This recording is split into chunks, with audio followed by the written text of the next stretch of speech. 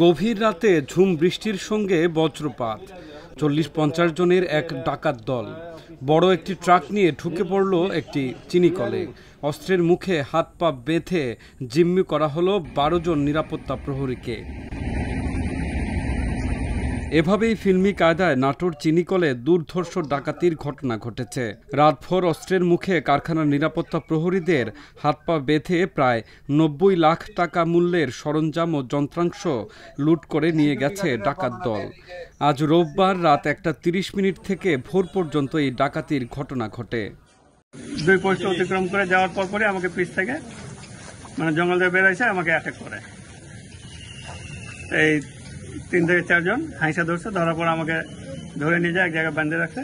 রাখার পর আমি যা দেখি আরো 2 জন আমার সাথে আছে, এদের সাথে আমাকে বেঁধে রেখে পরের চোখ হাত বেঁধে রাখছে।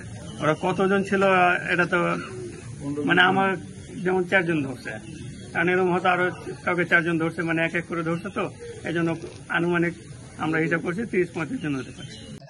নিরাপত্তার দায়িত্বে নিয়োজিত কর্মীদের সাথে কথা বলে জানা যায়, রোববার রাতে 40 থেকে 50 জনের এক ডাকাত দল বড় ট্রাক নিয়ে নাটোর চিনিকলে প্রবেশ করে। এ সময় 12 জন নিরাপত্তা প্রহরীকে কারখানার বয়লার সেকশনে একটি রুমে অস্ত্রের মুখে জিম্মি করে রাখা হয় হাত পা বেঁধে। ভোরে নিরাপত্তা প্রহরীদের দ্বিতীয় শিফটের দল কারখানায় এসে জিম্মি প্রহরীদের উদ্ধার করে। 8 জন নিরাপত্তা প্রহরীকে অস্ত্রের মুখে জিম্মি করে সংঘবদ্ধ একটা ডাকাত দল কারখানার অভ্যন্তরে প্রবেশ করে বেশ কিছু মালামাল তারা নিয়ে যায়। কি পরিমাণ কত টাকার মালামাল নিয়ে গেছে সেটা কারখানা বিভাগ থেকে হিসাব করা হচ্ছে। বিষয়টি সাথে সাথে পুলিশ সুপার, জেলা প্রশাসক, সেনাবাহিনী ও র্যাবকে অবহিত করা হয়।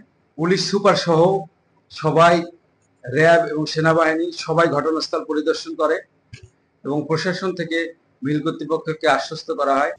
ঘটনার পরপরই সেনাবাহিনী, পুলিশ, র্যাব, সিআইডি-ডিবি সহ মিলের ঊর্ধ্বতন কর্মকর্তারা মিলটি পরিদর্শন করেন। ঘটনার সাথে জড়িতদের শনাক্ত করতে তদন্ত চলছে বলে জানান পুলিশের এই কর্মকর্তা।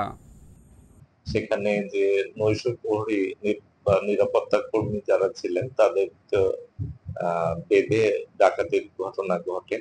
তো এই বিষয়টি আমাদের নাটোর জেলা পুলিশ সংবাদ পাওয়ার পর গুরুত্বের সাথে তদন্ত করে দেখছে।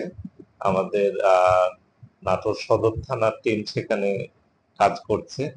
কয়েকজনকে আমরা জিজ্ঞাসাবাদের জন্য থানার হেফাজতে নিয়েছি। তদন্তর স্বার্থে তাদের নাম ঠিকানা এখনই বলা যাচ্ছে না।